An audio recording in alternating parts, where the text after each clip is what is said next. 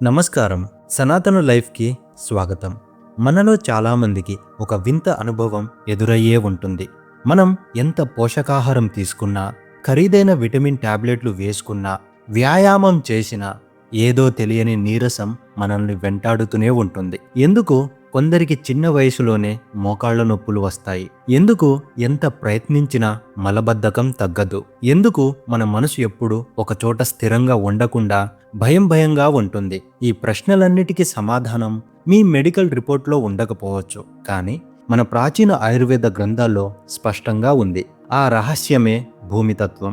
ఈ విశ్వం ఏ పంచభూతాలతో తయారైందో మన శరీరం కూడా అదే పంచభూతాల కలయిక. అందులో అత్యంత కీలకమైనది, మన శరీరానికి పునాది వంటిది ఈ భూమితత్వం. మన ఆరోగ్యం అనే భవనానికి పునాది బలహీనపడితే ఆ భవనం ఎలా కూలిపోతుందో మన శరీరంలో భూమితత్వం తగ్గినా సరిగ్గా అదే జరుగుతుంది. అసలు ఈ భూమితత్వం ఎలా ఏర్పడిందో తెలుసుకోవాలంటే మనం ఉపనిషత్తుల కాలానికి వెళ్ళాలి. తైత్తిరీయ ఉపనిషత్తులో సృష్టి క్రమం గురించి అద్భుతమైన వివరణ ఉంది. ఆత్మ నుండి ఆకాశం, ఆకాశం నుండి వాయువు, వాయువు నుండి అగ్ని, అగ్ని నుండి జలం, చివరగా జలం నుండి భూమి ఉద్భవించాయి. ఇక్కడ గమనించాల్సిన విషయం ఏమిటంటే, భూమి అనేది అన్ని తత్వాల సారం. ఆకాశంలోని శబ్దం, వాయువులోని స్పర్శ, అగ్నిలోని రూపం, జలంలోని రుచి, ఇవన్నీ కలిసి చివరగా భూమిలోని గంధం అంటే వాసన అనే గుణంతో పరిపూర్ణమయ్యాయి. అందుకే భూమితత్వం అంటే కేవలం మట్టి కాదు, అది సృష్టి యొక్క ఘనరూపం. మన శరీరాన్ని అన్నమయ కోశమని కూడా అంటారు. ఎందుకంటే మనం తినే ఆహారం భూమి నుండి వస్తుంది. ఆ ఆహారమే రక్తంగా, మాంసంగా, ఎముకలుగా మారుతుంది. ఆయుర్వేద పితామహుడు చరక మహర్షి తన చరక సంహితలో ఒక మాట చెప్పారు. స్థూల భాగ పృథ్వీతత్వ నిర్మితః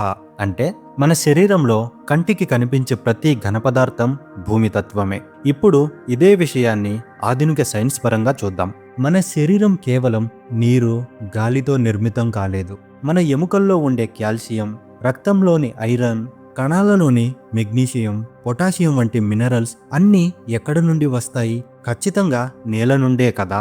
సైన్స్ ప్రకారం మన శరీరంలో 96% ఆక్సిజన్, కార్బన్, హైడ్రోజన్, నైట్రోజన్ ఉంటే మిగిలిన 4% ఈ భూమికి సంబంధించిన ఖనిజాలే. కానీ ఆ 4%మే మన శరీరానికి ఆకారాన్ని, బలాన్ని ఇస్తుంది. మనం చనిపోయిన తర్వాత పంచభూతాల్లో కలిసిపోయాం అని అంటాం. అంటే మనలోని మట్టి మట్టిలోనూ, నీరు నీటిలోనూ కలిసిపోతుందని అర్థం. అంటే మీరు ఇప్పుడు చూస్తున్న మీ శరీరం అక్షరాల ఈ భూమి యొక్క రూపాంతరమే. మనం మన శరీరాన్ని నిశితంగా గమనిస్తే భూమితత్వం ఎక్కడెక్కడ ఉందో స్పష్టంగా అర్థమవుతుంది. మనకు ఆధారాన్నిచ్చే ఎముకలు, కదలికను ఇచ్చే కండరాలు, రక్షణ ఇచ్చే చర్మం, పళ్ళు, గోళ్ళు, జుట్టు, ఇవన్నీ భూమితత్వానికి సంకేతాలు.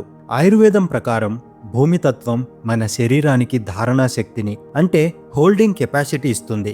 అంటే మన అవయవాలు వాటి స్థానంలో స్థిరంగా ఉండాలన్నా, మన గుండె సక్రమంగా కొట్టుకోవాలన్నా లోపల ఒక నిర్మాణం ఉండాలి. ఆ నిర్మాణమే భూమి. ఇది కేవలం భౌతికమైనదే కాదు, మానసికమైనది కూడా. మన మనస్సులో ఒక బలమైన నిర్ణయం తీసుకున్నామంటే అది మనలోని భూమితత్వం బలంగా ఉన్నట్లు లెక్క. అలా కాకుండా ఎప్పుడూ సందిగ్ధంలో ఉండటం, చిన్న విషయానికే భయపడటం వంటివి మీలో భూమితత్వం బలహీనపడిందని చెప్పడానికి ప్రాథమిక లక్షణాలు. భూమితత్వం మన శరీరంలో అసమతుల్యతకు గురైనప్పుడు మొదటగా కనిపించే సమస్య మలబద్ధకం. ఎందుకంటే మల విసర్జన ప్రక్రియ అనేది భూమితత్వానికి సంబంధించినది. భూమితత్వం తగ్గినప్పుడు మన ప్రేవుల్లో తేమ తగ్గిపోతుంది లేదా కండరాల బలం తగ్గిపోతుంది. దీనివల్ల వాతాదోషం పెరిగిపోతుంది. వాతము అంటే గాలి, గాలి పెరిగితే ఎండుతనం వస్తుంది. దీనివల్ల మోకాళ్లలో గుజ్జు అరిగిపోవడం, కీళ్ల నొప్పులు రావడం, జుట్టు విపరీతంగా రాలిపోవడం వంటివి జరుగుతాయి. ఒక చెట్టుకు నేల నుండి సారం అందకపోతే ఆ చెట్టు ఎలా ఎండిపోతుందో భూమితత్వం తగ్గిన మనిషి కూడా అలానే జీవోత్సవంలా మారుతాడు. ఇది కేవలం వ్యాధి కాదు, ఇది మన పునాదిలో వచ్చిన లోపం. మరి ఈ లోపాన్ని ఎలా సరిదిద్దుకోవాలి? ప్రకృతికి దగ్గరగా ఉంటూ మన ఆహారపు అలవాట్లు ఎలా మార్చుకోవాలి అనే విషయాలను ఇప్పుడు తెలుసుకుందాం. దానికంటే ముందు ఈ వీడియోకి ఒక లైక్ చేసి కొత్తగా వచ్చిన వారు ఎవరైనా ఉంటే సబ్స్క్రైబ్ చేసుకోవడం మర్చిపోవద్దు. మిత్రులారా, మన శరీరంలో భూమితత్వం బలహీనపడితే దాన్ని మందులతో కాకుండా మనం తినే ఆహారంతోనే తిరిగి శక్తివంతం చేసుకోవచ్చు. ఆయుర్వేదం ఒక అద్భుతమైన సూత్రాన్ని చెబుతుంది. ఏ ఆహారం అయితే నేల లోపల పెరుగుతుందో అది భూమి తత్వాన్ని ఎక్కువగా కలిగి ఉంటుంది. అంటే కందగడ్డలు, బంగాళదుంపలు, చిలకడ దుంపలు, బీట్రూట్, క్యారెట్ వంటి భూగర్భంలో పెరిగే కూరగాయలు మన శరీరానికి అసలైన స్థిరత్వాన్ని ఇస్తాయి. వీటిని తీసుకోవడం వల్ల మన శరీరంలోని కణజాలం బలంగా మారుతుంది. ఇక ధాన్యాల విషయానికి వస్తే తెల్లటి బియ్యం కంటే రాగులు, జొన్నలు, సజ్జలు వంటి చిరుధాన్యాలు భూమి తత్వానికి నిలువుటద్దాలు. ఎందుకంటే ఇవి తక్కువ నీటితో నేల సారాన్ని గ్రహించి పెరుగుతాయి. వీటిలో ఉండే కాల్షియం, మెగ్నీషియం మరియు ఫైబర్ మన ఎముకలను వజ్రంలా మారుస్తాయి. మీరు గమనించారా? మన తాతలు ముత్తాతలు రాగి సంకటి, జొన్న రొట్టెలు తినేవారు. కాబట్టే 80 ఏళ్ల వయసులో కూడా కర్ర సాయం లేకుండా గంభీరంగా నడిచేవారు. సైన్స్ ప్రకారం ఇవన్నీ కాంప్లెక్స్ కార్బోహైడ్రేట్స్. ఇవి మన జీర్ణ వ్యవస్థను మెరుగుపరిచి మలబద్ధకాన్ని శాశ్వతంగా దూరం చేస్తాయి. కేవలం ఆహారమే కాదు, మన జీవన శైలిలో కూడా భూమికి దూరమైపోతున్నాం. రోజు మొత్తం టైల్స్ మీద నడవడం, ఎప్పుడు చెప్పులు వేసుకోవడం, మెత్తటి పరుపుల మీద పడుకోవడం వల్ల భూమితో మనకు ఉండాల్సిన ఎలక్ట్రిక్ కనెక్షన్ తెగిపోయింది. దీనినే ఆధునిక సైన్స్ గ్రౌండింగ్ లేదా ఎర్తింగ్ అంటుంది. భూమి అనేది ఒక గొప్ప ఎలక్ట్రాన్ల గని. మనం ఖాళీ కాళ్లతో మట్టిలో లేదా గడ్డిలో నడిచినప్పుడు భూమిలోని నెగటివ్ ఎలక్ట్రాన్లు మన శరీరంలో ప్రవేశించి ఇన్ఫ్లమేషన్ మరియు ఒత్తిడిని తగ్గిస్తాయి.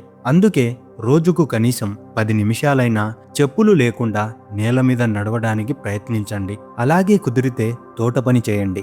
మట్టిని చేతులతో తాకడం వల్ల మన మెదడులో సెరటోనిన్ అనే హ్యాపీ హార్మోన్ విడుదలవుతుంది. ఇది మీలోని భయాన్ని పోగొట్టి అద్భుతమైన మానసిక ప్రశాంతతను ఇస్తుంది.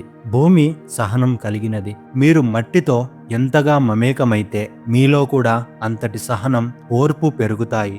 మన శరీరంలోని 7 చక్రాలలో మొదటిది మూలాధార చక్రం.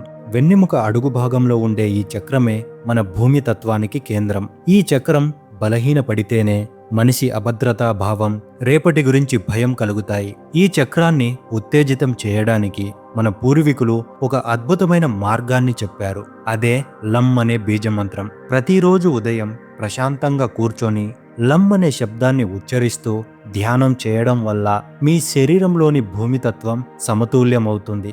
అలాగే కుర్చీల మీద కాకుండా నేల మీద కూర్చొని భోజనం చేయడం, నేల మీద పడుకోవడం వంటివి మనల్ని మట్టికి దగ్గర చేస్తాయి. ఇది కేవలం పద్ధతి మాత్రమే కాదు, మీ వెన్నెముక నేలకు దగ్గరగా ఉన్నప్పుడు భూమి యొక్క గురుత్వాకర్షణ శక్తి మీ నాడి వ్యవస్థను క్రమబద్ధీకరిస్తుంది. మీలో ఆత్మవిశ్వాసం పెరగాలన్నా, భయం పోవాలన్నా మీ మూలాధార చక్రం బలంగా ఉండాలి. మిత్రులారా, చివరగా ఒక్క మాట. ఈ ప్రపంచంలో ఏ చెట్టు కూడా వేర్లు లేకుండా నిలబడలేదు. మనిషి కూడా అంతే. భూమి తత్వం అనే వేర్లు బలంగా లేకపోతే ఎంతటి మేధావి అయినా, ఎంతటి ధనవంతుడైనా అనారోగ్యం మరియు అస్థిరత్వంతో కుప్పకూలిపోవాల్సిందే. మనం పుట్టింది మట్టిలో, పెరిగేది మట్టి ఇచ్చే ఆహారంతో, చివరికి కలిసేది ఆ మట్టిలోనే. అందుకే మన ఆరోగ్యం కోసం, మన సంతాన ఆరోగ్యం కోసం మళ్ళీ ప్రకృతికి దగ్గరవుదాం. కృత్రిమమైన మందుల కంటే సహజమైన భూమితత్వాన్ని నమ్ముకుందాం. నేటి నుండి మీ ఆహారంలో చిరుధాన్యాలను చేర్చుకోండి. వారంలో ఒక్కసారైనా మట్టిలో నడవండి. భూమాతకు కృతజ్ఞతగా జీవించండి. అప్పుడే మీ శరీరం వజ్రంలా, మీ మనసు హిమాలయంలా స్థిరంగా మారుతాయి. ఈ వీడియో మీకు కొత్త విషయాలను నేర్పించిందని నేను నమ్ముతున్నాను. భూమితత్వం గురించి తెలుసుకున్నాం కదా. మరి మన శరీరంలో 72% ఉండే జలతత్వం బలహీనమైతే ఏమవుతుంది? నీరు మన శరీరంలోని మలినాలను ఎలా కడుగుతుందో తెలుసుకోవాలంటే పార్ట్ 2 అని కామెంట్ చేయండి. ఈ వీడియో మీకు నచ్చినట్లయితే లైక్ చేసి సబ్స్క్రైబ్ చేసుకోవడం మర్చిపోవద్దు. ఈ సమాచారం మీ మిత్రులకు కూడా ఉపయోగపడుతుందనుకుంటే తప్పకుండా షేర్ చేయండి. మరో అద్భుతమైన వీడియోతో మళ్ళీ కలుద్దాం. సర్వే జన సుఖినో భవంతు. ధన్యవాదాలు.